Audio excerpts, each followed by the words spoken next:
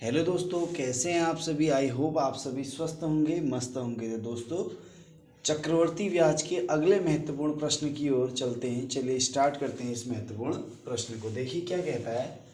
10,000 की मूल राशि पर 8% वार्षिक ब्याज की दर से 2 वर्ष के लिए अर्धवार्षिक चक्रवर्ती ब्याज क्या होगा। तो हमारा जो मूलधन है वो क्या है, 10,000 रुपये है।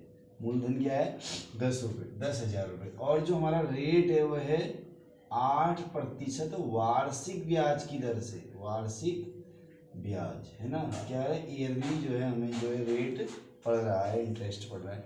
और टाइम है हमारा 2 वर्ष। टाइम क्या है हमारा, 2 वर्ष। 2 वर्ष मतलब 2 साल, 2 ईयर।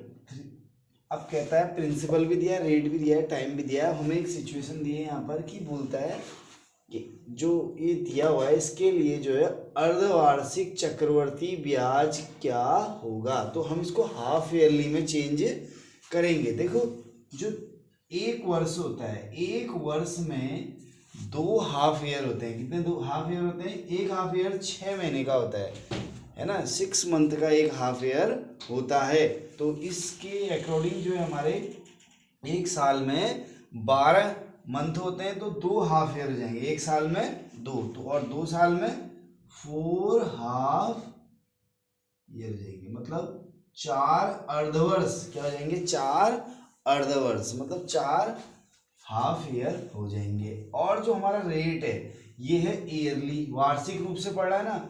अगर हम इसको भी हाफ ईयरली बनाएंगे तो ये रेट पड़ेगा 4%।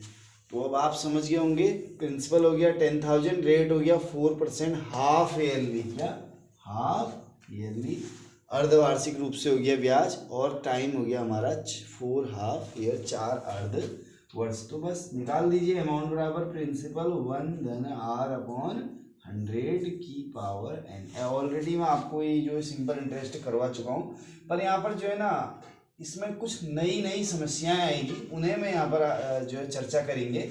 और उसके बाद क्वेश्चन आपको सॉल्व करने को दिया जाएगा। देखिए यहाँ पर क्या समस्या है कि ये वार्षिक रूप से दिया है और वो बोल रहा है अर्धवार्षिक रूप से चेंज कीजिए। अगर हम समय को कर रहे हैं तो जो है रेट को भी करेंगे।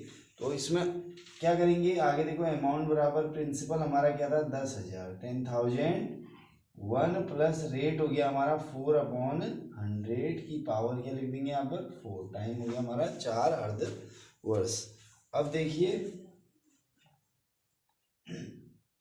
4 1 जा 4, 4 2 जा 8 और 4 5 जा 20, 25 और 1 26। ये बात में कैसे 26 आया, ये बात मैं पिछले वीडियो में आपको क्लियर करा चुका हूँ।